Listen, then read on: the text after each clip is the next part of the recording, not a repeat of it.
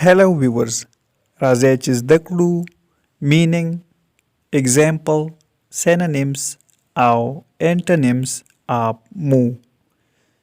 د move معنی ده حرکت یعنی د یو ځای نه بل ځای ته کیدل. For example, don't move this time. Don't move this time. دا ځل حرکت مکوئ. دا ځل حرکت مکوه. Synonyms of move. Change. Change means بدلون.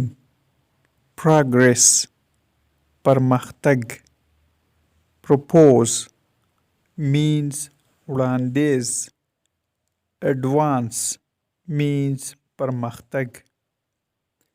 Antonyms of move. Stand ولاړ. Stop ودرېدل. Rest استراحت یا آرام کول. Stay پاتې شه یا قیام وکړه. Stay. Viewers, subscribe, like and share this video. Thanks for watching.